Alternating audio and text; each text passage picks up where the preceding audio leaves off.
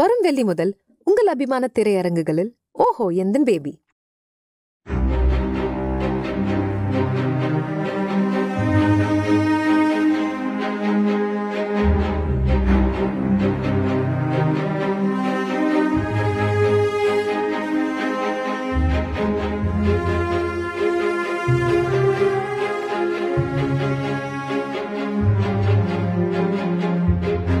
பொதுவாக கோபக்காரர் அப்படின்ற பிம்பம் பாலா மேல் இருக்குது.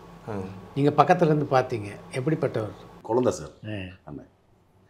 ஏன்னா ஒரு வெளியே ஒரு பின்பம் வச்சுருக்காங்கல்ல சார், பயங்கர டென்ஷனாக கோவப்படுவார் அப்படிலாம். அதெல்லாம் இல்லை சார்.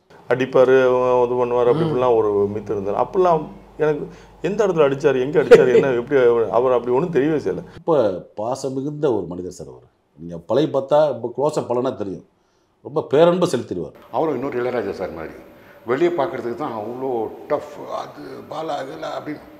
இன்னொரு பெரிய குழந்தை, காமெடி சென்ஸ் ஆஃப் ஹியூமர்லாம் எக்ஸ்ட்ராடனரி சென்ஸ் ஆஃப் ஹியூமர். வெளியே தான் அவ்வளோ டஃப்பாக இருப்பார், உள்ளுக்குள்ளே ஒரு சின்ன குழந்தை சார். சார் அவர் தான் சார் யூனிவர்சிட்டி. இந்த அளவுக்கு சுரேஷா ஒரு நல்ல நடிகன்னு பேர் எடுக்கிறதுக்கு காரணமே பாலா சார். அவர் நடிப்பு சொல்லிக் கொடுக்குறது ரசிப்பேன். அவர் அந்த சொல்லிக் கொடுக்க மாடல் இருக்குல்ல, அது பார்த்து வந்திருக்கேன். சுரேஷ் கொடுத்தா என்ன ரோல் வேணால் நடிப்பான் அப்படிங்கிற ஒரு நம்பிக்கையை கொடுத்தது வந்து பாலா சார். நம்மளுக்கு ஒரு செல்ஃப் கான்ஃபிடென்ட்டை க்ரியேட் பண்ணுவார்ல, அவரை என்ன வேணாலும் யார் வேணாலும் சொல்லட்டும் சார்.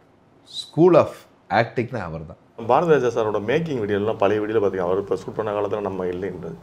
அவர் இந்த கல்லுக்குள்ளி ஒரு படத்தில் நடிப்பு சொல்லி கொடுப்பாரு, அந்த ஒரு பாட்டில். அதை பார்த்து அப்படியே பொன் மாதிரியே நடிச்சு காட்டுவார். அதுக்கப்புறம் நான் வியந்தது வந்து அந்த நடிப்பு சொல்லிக் கொடுக்குறது இல்லை, அது ரொம்ப எல்லாருக்கும் நடிச்சு காட்டுவார். அது ஜூனியர் ஆர்டிஸ்ட் வரைக்கும். ஈவன் ஜூனியர் ஆர்டிஸ்ட்டுக்கே எல்லாருக்குமே நம்ம ஜூனியர் ஆர்டிஸ்ட்டை நம்ம பொதுவாக வழக்கம் வேணும். நீங்கள் அப்படியே கிராஸ் பண்ணி போங்க, அப்படி வாங்க, அப்படி வாங்க. ஒவ்வொருத்தரும் தனித்தனியாக சொல்லுவார். நீ இங்கேருந்து இங்கே போ, நீ இங்கேருந்து இங்கே வா, நீ இப்படி கையை காட்டு, நீ அப்படி சொல்லுவார். எனக்கு ஆச்சரியமாக இருக்கும், இவ்வளோ பர்ஃபெக்டாக பார்க்குறாரு அப்படின்னு. அவர் மட்டும் சார் இன்னைக்கு ஒரு பேய் படம் எடுக்கட்டும், 2-3 கதை வச்சிருக்காரு. அப்படியா? அவர் மட்டும் எடுத்தாருன்னா வேற லெவலில் இருக்கும். எங்கள் டைரக்டர் பாக்கியராஜ் சார் பாலா சாரும் ஒரே டைரக்டர்ஸ். 2 டிஃப்ரெண்ட் ஜென்ரேஷனில் மீட் பண்ணுறோம். ஒருத்தர் 80s மீட் பண்ணுறேன், ஒருத்தர் 2011 10 மீட் பண்ணுறேன். 2 பேருமே கிரேட் கன்செப்ஷன் ரைட்டர்ஸ் சார். 2 பேரும் சிமிலர் டைரக்டர்ஸ். ஒருத்தர் சீரியஸாக டீல் பண்ணுற ஒரு கதையை, இன்னொருத்தர் ஒரு கதையை காமெடியாக ட்ரீட் பண்ணுறாரு. இவர் ஷூட் பண்ணும்போது பார்க்கும்போது எனக்கு அந்த கோர்ட்டு சீன்லாம் வந்து ஒவ்வொருத்தருக்கு தனித்தனியாக சொல்லுவார்ண்ணே. அது மைக்கில் கூப்பிடும்போது சொல்லுவார், நீ இந்த அப்படி போ அப்படி போ அப்படின்னு மைக்கில் சொல்லுவார். ஒரே டைமில் கனெக்ட் பண்ணுவார். இதில் நான் என்ன ஆச்சரியப்பட்டது என்னென்னா, அந்த பொண்ணுங்களுக்கு வந்து அது வந்து ஊமை பாஸ் அந்த பேசிட்டு நடிக்கணும். அந்த பொண்ணுங்க கைக்கிட்டே அந்த பாஸை கரெக்டாக கன்வெர்ட் பண்ணுங்க, டைலாக் பேசுங்க, எமோஷன் அதை வாங்குறதுக்கு ரொம்ப கஷ்டப்பட்டு சொன்னார். அதெல்லாம் அவர்கிட்ட ஒரு ஆச்சரியமானச்சு. அது அவர் இன்னும் இருந்தார்னா நிறைய கலைஞர்கள் உருவாக்கப்படுவார் நம்புறேன். நான் நடிகனா பாலா சாருக்கு என்றைக்குமே கடமைப்பட்டிருக்கேன். நான் மட்டும் இல்லை சார், சூர்யா சாராக இருக்கட்டும், விக்ரம் சாராக இருக்கட்டும், அவர் ஒரு பேட்டர்ன் ஆஃப் டெலிவரி நம்மளுக்கு கொடுப்பார். உள்ள அந்த ஆத்மா ஏற்றி விடுற மாதிரி அவர் ஒரு ஆத்மாவை ஏற்றி விட்டுருவார்.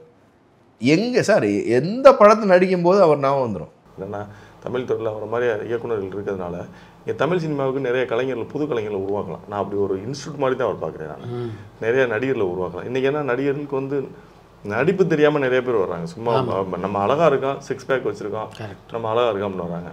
அதெல்லாம் கிடையாது. நீ 6 பேக் வச்சுருக்கிறது, நீ 7 பேக் வச்சுருக்கிறதுலாம் இல்லை. உனக்கு பர்ஃபார்மன்ஸ் வருது, அவனோட உடல் மொழி எப்போ இருக்குது, அதெல்லாம் வந்து அவர்கிட்ட தான் கற்றுக்கணும். அவ்வளோ நீங்கள் இதிலே பார்த்துருப்பீங்களா, அருண் விஜய் சார் வந்து அப்படியே டோட்டலாக வந்து மாற்றிருப்பார். அவருடைய லுக்கு, அவருடைய பார்வை, அவருடைய சும்மா ஒரு உதடு கூட நீங்கள் பல்லு மூட கூட இந்த லெவலுக்கு ஓப்பன் பண்ணால் போதுன்ற அளவுக்கு சொல்லுவார். சிரிக்கும் கூட இவ்வளோ ஓப்பன் பண்ணால் போதும், அவ்வளோ மைன்யூட்டாக சொல்லுவார். போய் ஆர்டிஸ்ட்டை கூட்டு வா அப்படின்னு சொல்லுவார் பாலானே. போய் ஆர்டிஸ்ட்டை கூட்டு வாடா அப்படின்னாரு. போய் நடந்து போய் கூப்பிட்டு வந்தேன். நடந்து போய் ஆர்டிஸ்ட்டை போய் நம்ம தான் கூப்பிட்டு வரோம், நம்ம வேலை தானே அது, லாஸ்ட் டெஸ்ட்டுன்றது. கூப்பிட்டோன்னே சொன்னாங்க, கூப்பிட்டா அப்போ திட்டினார்.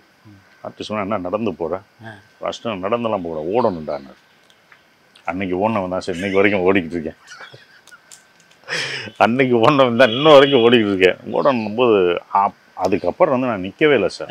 நான் உண்மையிலே அதை ஒரு இதாக தான் எடுத்துக்கிட்டேன். ஓடணும்டா, அசிஸ்டன்ட் நிற்கக்கூடாதுடா, கை கட்டக்கூடாதுடா, ஓடணும்டா அப்படின்போது அப்போ ஓட ஆரம்பிச்சிடலாம். ஆர்டிஸ்ட் கூட்டுவானா அங்கே இருப்பேன், ஆர்டிஸ்ட்கிட்ட இருப்பேன். இங்கேருந்து ஓடி வந்து கூப்பிட்டு வருவேன். ஏன்னா அந்த டைமிங் இருக்குது.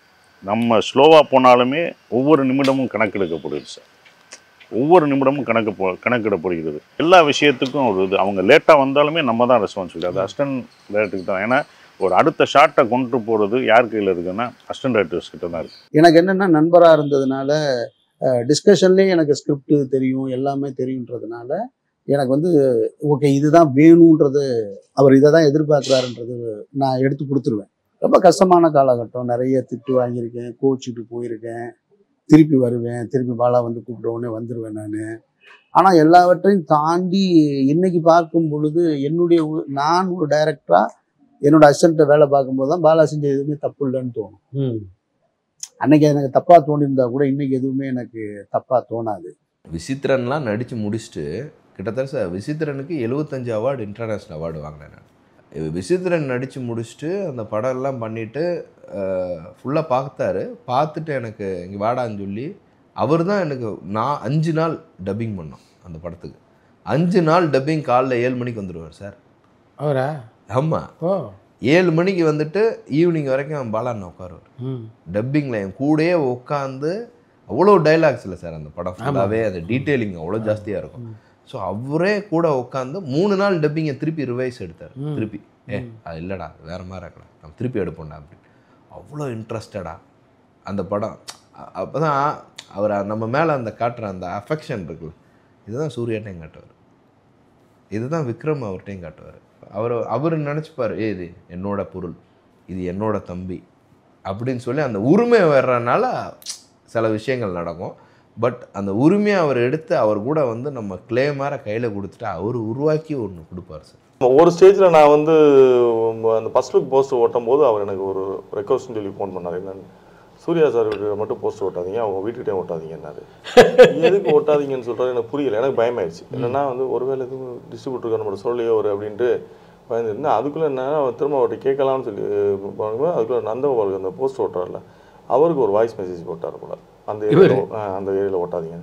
அப்புறம் அவருக்கு நான் போன் அடிச்சு இந்த மாதிரி ஒட்ட வேணான்னு சொல்கிறாருன்னா அவர் எனக்கு சொன்னார் தலைவா அப்படின்னாரு. அப்படியான்னு சொல்லிட்டு அப்புறம் திரும்ப நான் போன் அடிச்சு கேட்டேன், அண்ணா என்னண்ணே அந்த ஏரியாவில் ஒட்ட வேணான்றீங்க அப்படின்னா. அப்போ சொன்னார் இல்லை ஹர்ட்டாக இருக்கக்கூடாது அப்படின்னா. பாலா சார் அதே மாதிரி தான் படம் வந்தார் வந்துட்டு அப்படியே கண்கிறேன் அவன் ஏதாவது சொல்லுவாங்க, என்ன படம் அப்படி இப்படின்னு. என் கூட எல்லோரும் டீ சாப்பிட்றீங்களா அப்படின்னாரு. வாங்க போகணும், காரில் தூக்கிட்டு ஆஃபீஸுக்கு போயிட்டார். பாலா சார் ஆஃபீஸுக்கு போய் உட்காந்துட்டு என்ன அவர்கிட்ட சொல்லுவா, சரிட்டு என்ன படம்னு. சரி இது இல்லை சுமாரே இதுக்கு மேலே விஷயம் உங்களை கொண்டாட போகிறாங்க, நீங்கள் போங்க பிரபு, உங்களை கொண்டாடுவாங்க, திரையிலுமே கொண்டாடுவா. நீ என்னடா நடிச்சிட்ட, 100 படம் நடிச்ச மாதிரி நடிச்சிட்டப்போ கொண்டாட போகிறா அப்படி இப்படி இல்லை என்னவோ சொல்கிறாங்களே அப்படி தான் இருந்தது. அவர் வந்து பாலா சார் கீழே வந்ததுக்கப்புறம் அவர் வந்து உங்கள் கூட எல்லாம் ஒரு ஃபோட்டோ எடுத்துக்கலாமா அப்படின்னு அவர் கேட்டார். ஃபோட்டோ 25 வருஷமாக அவர் மேலே ஒரு கரை பூசப்பட்டதெல்லாம் மொத்தமாக கழுவி விட்டது மாதிரி. இப்போ நீங்கள் சமூகத்தில்ண்ணே பொதுவாக நம்ம வெளியில் வந்துண்ணே நம்ம இன்ட்ராக்ட் பண்ணலன்னு வச்சுக்கோங்க யார்ட்டையும். இப்போ சித்ராராஜ்மணி 4 இடத்துக்கு போகிறீங்க வரீங்கன்னும் போது சித்ராராஜ்மணி யார்ட்டையுமே பேசலைன்னா சித்ராராஜ்மணனை பற்றி ஒரு பிம்பம் கட்டமைக்க நீங்கள் எங்கேயுமே பதில் சொல்லலைன்னா அப்போ வந்து பொது சமூகத்தில் என்ன இருக்கும், இப்படி தான் இருக்கும். ஒன்றும் இல்லை, இப்போ நீங்கள் வந்து மாநாடுக்கு வந்து அவங்க காசு கொடுத்தாங்க இவங்க காசு கொடுத்தாங்க ரிலீஸ் பண்ணுற டைம்லேன்னு சொன்னாங்க, எனக்கு தகவல் வந்துச்சு. இப்போ நான் அதை நான் சொல்லலைன்னா கூட என்ன அப்போ கோடுகளை கொடுத்துருப்பாங்க போல அப்படி. ஆனால் எனக்கு யாரும் கொடுத்துருப்பாங்க போல. இப்போ வணங்கானு கூட அவங்க கொடுத்தாங்க யாரும் எனக்கு தெரிஞ்சு கொடுக்கல. நான் என் சைடில் கிளியராக இருக்கேன், நான் என் ஃபினான்சியல்ஸ் வாங்கினா ஃபினான்சியல்ஸ் கொடுக்குறேன் அவ்வளோதான். அதை தாண்டி நீங்கள் உனக்கு ஹெல்ப் பண்ணுறேன்னு சொல்லிட்டு யாரும் எனக்கு அப்போலாம் காசு கொடுக்கல. அப்போ இவரை பற்றி சொல்கிற தகவலுக்குலாம் இவர் பதிலே சொல்லாமல் இருக்கிறதுனால இவர் இப்படி தான் போல.